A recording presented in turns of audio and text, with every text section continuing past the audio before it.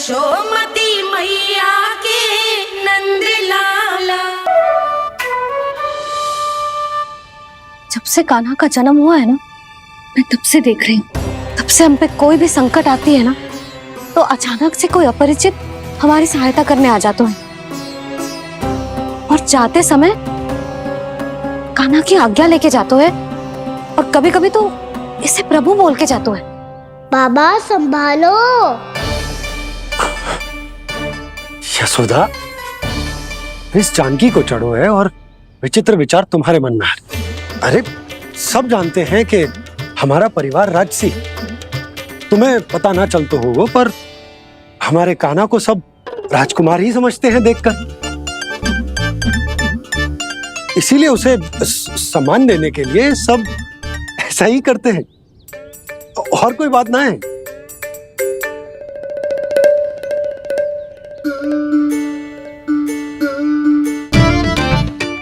अब जे मेरे लल्ला को ऐसे क्यों घूर रहे हैं? बुरी दृष्टि लगाएंगे क्या? वैद्यराज जी, आपके सहायक तो गए, अब आप यहाँ क्यों? वो क्या है ना, मैं अपने रोगी का निरीक्षण करके पूरी तरह से संतुष्ट होकर ही जाता हूँ।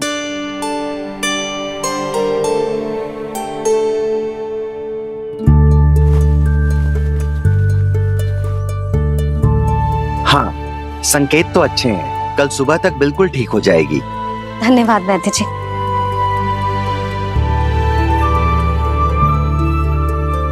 बस तो फिर हम कल पकड़ पकड़ाई खेलेंगे जानकी।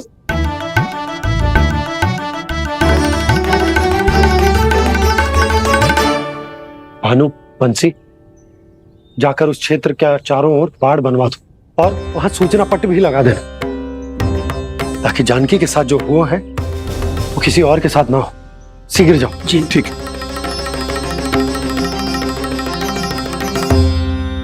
बाड़ और सूचना पट लगवाने से समस्या का समाधान नहीं होगा बाबा। निर्दोष पशु सूचना पट देख कर भी कुछ समझ नहीं पाएंगे।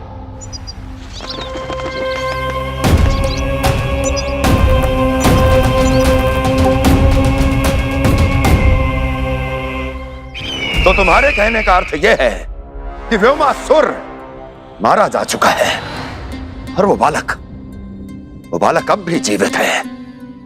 हाँ महाराज, मैंने गोप बालकों को कहते सुना था कि कृष्ण ने छलिया को मोक्ष दे दिया है, पर वृंदावन सुरक्षित नहीं है महाराज। वो एक बहुत बड़ी समस्या से जूझ रहे हैं। कैसी समस्या? गांव के निकट क्षेत्र में किसी विषैले सर्प का निवास है। उसके विष का प्रभाव इतना भयानक है महाराज, जैसे विष ना हो, स्वयं हलाहल हो। मेरी कोई भी औषधि रोगी का उपचार नहीं कर पा रही थी। निकट के क्षेत्र में कहाँ है वो सर्प? गोप मानते हैं कि वो सर्प गांव के निकट यमुना नदी के जल में रहता है।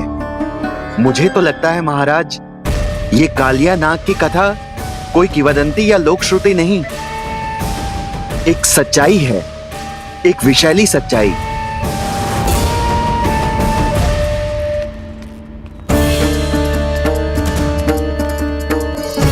कालिया का सामना करने का समय आ गया है, पर उससे पहले मुझे बुलाना होगा उन्हें।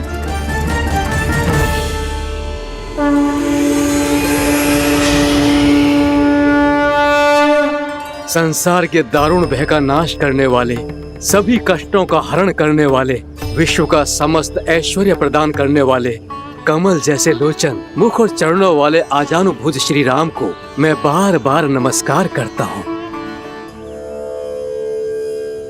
आपदामपहर्तारं दातारं सर्व संपदां लोकाभिरामं श्री रामं भूयो भूयो नमाम्यहम्। कागभूषोंडी कागभूषोंडी कागभूषोंडी। प्रभु क्षमा करें, मुझे जाना होगा।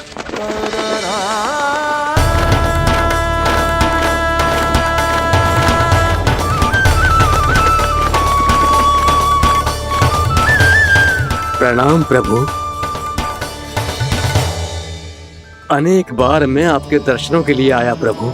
कभी नंद भवन के झरोखों से आपके दर्शन करके चला जाता था, तो कभी दूर किसी वृक्ष की आड़ से आपको निहार लिया करता था। आज आपने स्वयं मुझे बुलाकर धन्य कर दिया प्रभु।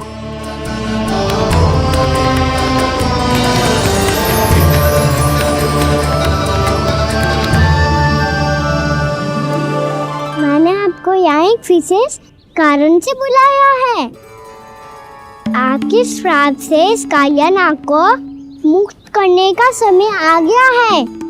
ये तो बहुत ही उत्तम समाचार है प्रभु। इतने वर्ष बीत गए, मुझे आज भी स्मरण है वो दिन जब मैंने उन्हें श्राप दिया था।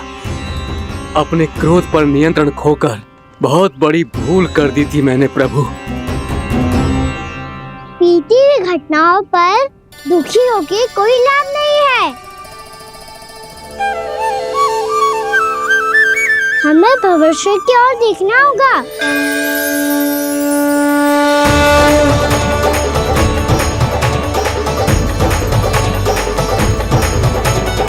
आदेश कीजिए प्रभु, क्या आज्ञा है आपकी? जब मैं कालिया नाग का सामना करने जाऊं, तो आप यही रहेगा। आपको अपने आप पता चल जाएगा कि कब क्या करना है।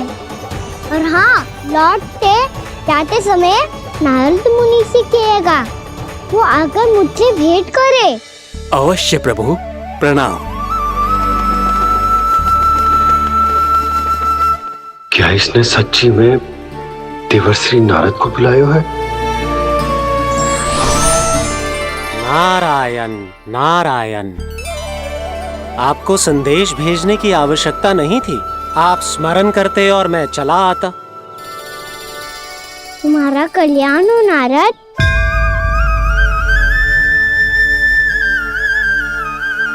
मैंने तुम्हें एक विशेष कार्य के लिए बुलाया है।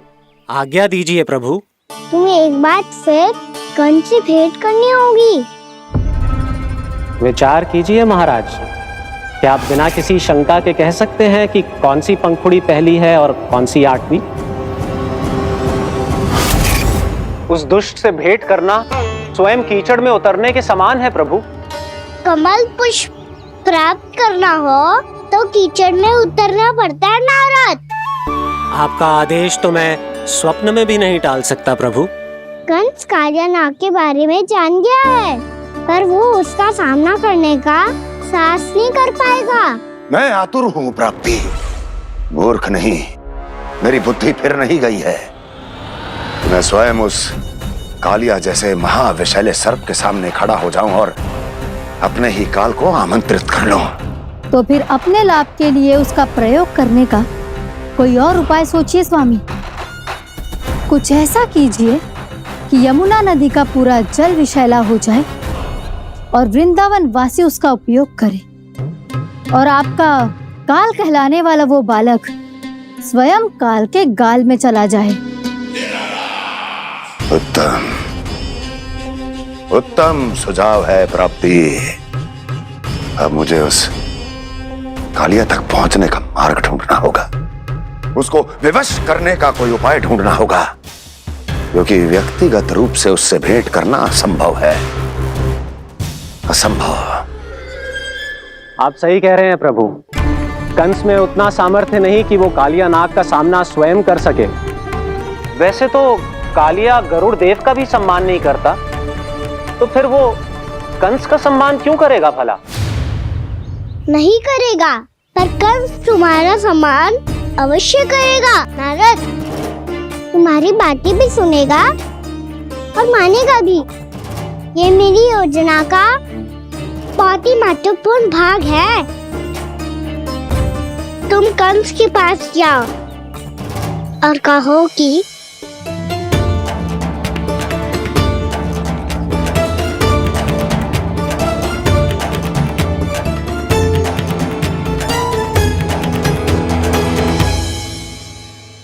संतान अपने माता पिता को तीर्थ का सौभाग्य दिलाती, पर मेरा लल्ला कितना महान कि उसने हमारे घर को ही तीर्थ बना दिया। ऐसा तीर्थ जहां मेरी आंखों के सामने भक्त और भगवान का मिलन हो रो है। जो आज्ञा प्रभु।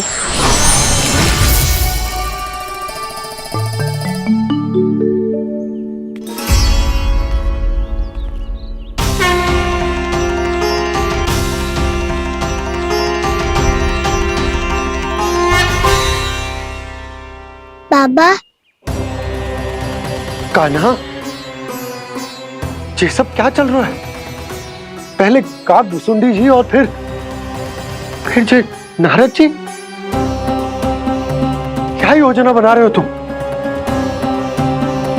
कान्हा, बताना लल्ला, क्या सोच रहे तू? कहां देख, अगर तुझे अपने बाबा को ना बताना हो ना, अपने भक्त को बता दे। क्या सोच रहे हो लल्ला? क्या करने वाले हो आप?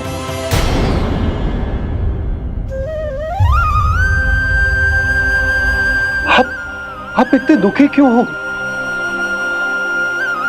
कान्हा, कान्हा, क्या होगा? क्योंकि मुझे आभास हो गया है बाबा, समय आने वाला है। कौन सा समय आने वाला है लल्ला? शीघ्र सब कुछ बदलने वाला है। भैया को मेरा सत्य पता चल जाएगा बाबा।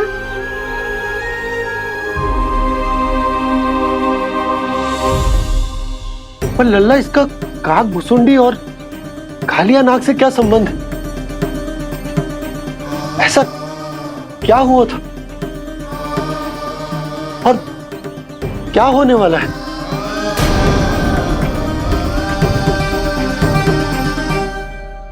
जो होने वाला है बाबा, उसका संबंध उससे है जो सैकड़ों वर्ष पहले हुआ था। महर्षि भृगु के एक वंशज थे वेद शिरोमणि, जो विंध्याचल की पहाड़ियों में साधना कर रहे थे। तभी वहाँ अश्वशिरा नाम के एक दूसरे मुनि आमंत्रण के बिना ही आ गए। कितना सुंदर और शांतिपूर्ण आश्रम है। यहाँ प्रभु की साधना करने में बहुत आनंद आएगा। शीघ्र ही अश्वशिरा मुनि उपस्थिति के कारण होने वाले व्यवधान से बाध्य होकर वेद शिरोमणि ने अपनी आंखें खोली। कौन हो तुम और यहाँ क्या कर रहे हो? आपके आश्रम में बहुत शांति है मुनिवर। साधना करने के लिए बहुत ही उत्तम स्थान है ये। मैं चाहता हूँ कि मैं भी यहाँ। आप यहाँ साधना करना चाहते हैं, लेकिन इतना भी नहीं जानते कि किसी के आश्रम में प्रवेश करने से पहले उसकी आज्ञा लेनी चाहिए। आप ये भी नहीं जानते कि यदि कोई यज्ञ कर रहा हो तो बिना अनुमति के वहाँ प्रवेश करने से उसकी यज्ञ साधना भंग हो सकती है। आप क्या साधना करेंगे मुनि? आप तो साधना के योग्य ही नहीं हैं। इतना अपमान! एक मुनि के मुख से इतने कड़वे शब्द शोभा नहीं देते। मैं तुम्हें श्राप देता हूँ, जितनी विषैली तुम्हारी जिह्वा है उतने ही विषैले सर्प बन जाओ तुम। और ऐसा सर्प जो सांस भी ले तो निकट का वातावरण दूषित हो जाए। तुम्हारे इस दुस्साहस के लिए मैं तुम्हें श्राप देता हूँ कि तुम अभी इसी क्षण कौवा बन जाओ, और ऐसा कौवा जो कांव कांव करके अनर्गल प्रलाप करता रहे।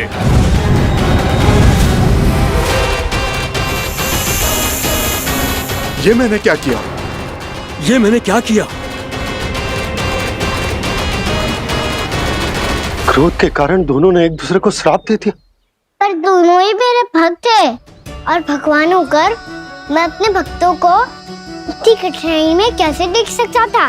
इसीलिए जिस संकट में उन दोनों ने अपने आप को फंसा लिया था, उसका समाधान करने में मैं उनके पास गया।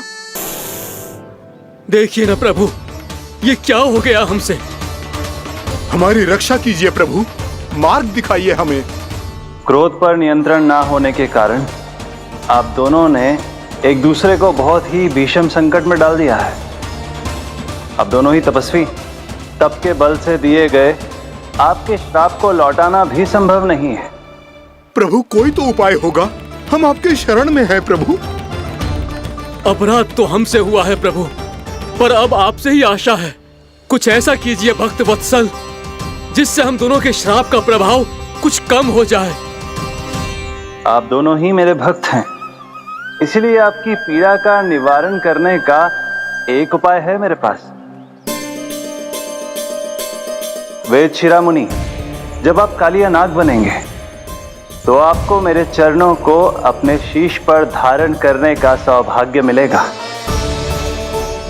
और अश्र शिरामुनि, आप काग योनि होने के बाद भी आप श्रेष्ठतम ज्ञान और सर्वाधिक यौगिक सिद्धियों के स्वामी होंगे और प्रवचन दिया करेंगे। इसके बाद अश्वशिरा मुनि काक भुसुंडी बन गए, जिन्होंने आगे चलकर स्वयं गरुड़ देव को रामायण सुनाई। और मुनि वेदशिरा महर्षि कश्यप और देवी कत्रियों के पुत्र कालिया नाग बनकर जल में, और अब वही कालिया नाग जमराज्य में, जिनके कारण जानकी के प्राण लगभग चले ही गए थे। अब कालिया नाग को उचित स्थान पर भेजने का समय आ गया है बाबा। पर ये तो अच्छी बात है कान्हा, वेदशिरा मुनि को दिया हुआ तुम्हारा वचन भी पूरा हो जाएगा, जमुना जी की शुद्धि भी हो जाएगी। इस सब के बाद भी तुम दुखी क्यों हो? क्योंकि इसके बाद मैया के सामने मेरा रहस्य खुल जाएगा बाबा।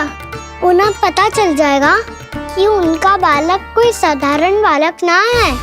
भविष्य में जो होने वाला है उसे सबके सामने घटने से रोकना मेरे लिए भी संभव ना होगा।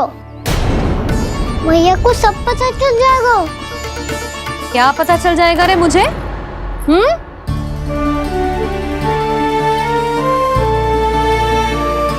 यही कि सबसे अधिक प्रेम मैं आपसे ही करता हूँ। अब बस भी कर, चलो भोजन के लिए बुलाने आई थी तुम दोनों को। भूखा थोड़े ना रहने दूंगी अपने लल्ला को, मेरा लल्ला दुर्बल हो जाएगा ना। आप खिलाओगे तो ही खाऊंगा। हाँ ठीक है, मैं ही खिलाऊंगी। अब चल, आओ जी चल।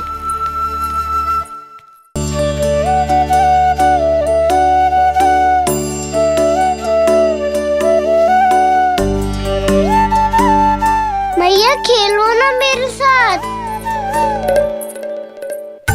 मैया सुनो ना, मेरी बात ना मानोगी?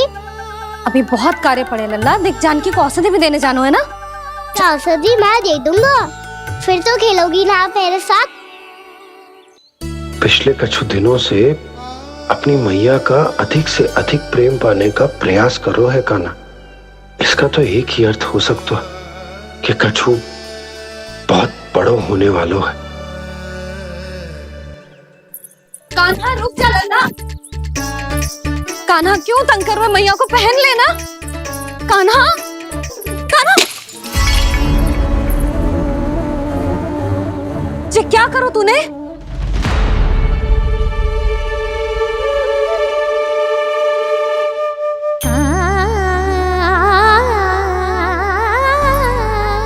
अच्छा ठीक है, अब मुंह लटकाने की आवश्यकता ना है।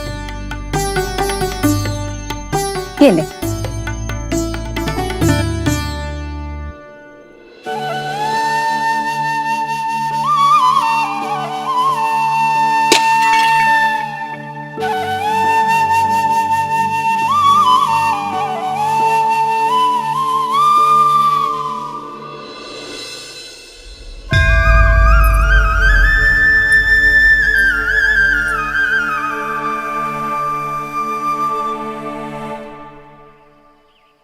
तंग करे मैया को खिजाए, खेले रूठे मनाए, लीला अनोखी करके शरारत, कान्हा दंड भी पाए।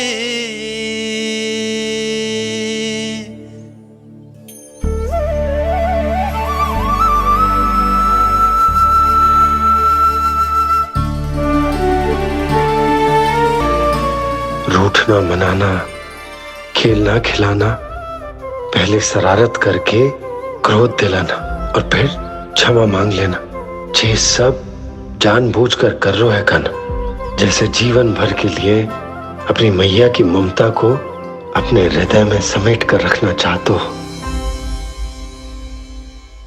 कैसे कैसे करूं उस कालिया से मित्रता, कैसे करूं उसका उपयोग?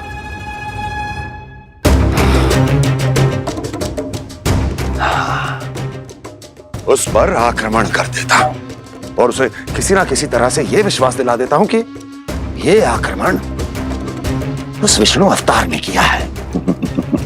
फिर वो क्रोध में आकर सारे वृंदावन वासियों को अपने विष से समाप्त कर देगा। उचित है, ये उचित है। नारायण हरि, नारायण हरि।